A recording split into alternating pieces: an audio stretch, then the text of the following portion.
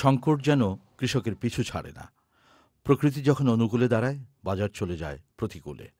মুন্সিগঞ্জের চাষিরা আলুর ফলন পেয়েছেন প্রচুর, কিন্তু বাজার নেই। ফলন আলা দিলে খুবই ভালো হয়েছে। বেডিসি আলু এনে লাগাইছিলাম, কোনো পাইকারি নেই। মানে আলু এই আলু আমরা বিভাগে আলু বিক্রি করতে পারতাছি না, এই যে বুড়ে রাখছি, কোনো পার্টি নাই। এই চকের মধ্যে কোনো দেখবেন কোনো পাইকার বলতে কিছু নেই। কৃষক বলছেন, নভেম্বর ডিসেম্বরে যখন উত্তরাঞ্চলে আলু উঠছে, ঠিক তখন বাংলাদেশে আকস্মিকভাবে শুরু হয় আলুর আমদানি, যে কারণে উত্তরাঞ্চলের আলু তখন বাজার ধরতে পারেনি।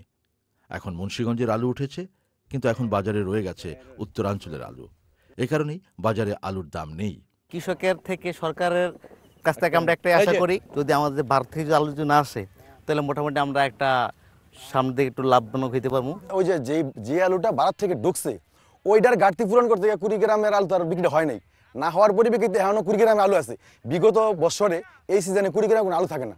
আমাদের এলাকার আলু যে 20 গ্রামের স্টোরে ঢুকে, কিন্তু এবছর 20 গ্রাম আলু কিছু স্টোরে ঢুকছে এবং এখনো মাঠে আলু আছে 20 গ্রামের। উৎপাদিত আলুই যেন এখন কৃষকের গলার কাটা। এবার ন্যায্য মূল্য পাবেন এমন আশাও ছেড়ে দিয়েছেন অনেকে। আলু বিক্রি করবো, কালকে আলু বলছে আমাদের 380 টাকা মন। আজকে সেই আলু তার সাধলাম, সে বলে আলু আজকে আর নেওয়া দেবো না। যে আলুর দাম কোনো কৃষক বাঁচতে পারবো না। যে পরিস্থিতি দেওয়া হইতেছে, মানুষ আল্লাহ যদি বাঁচার কোনো পথ নাই।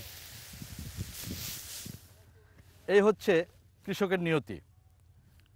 হাজার হাজার টন আলু এভাবে স্তূপের নিচে জমা পড়ে আছে।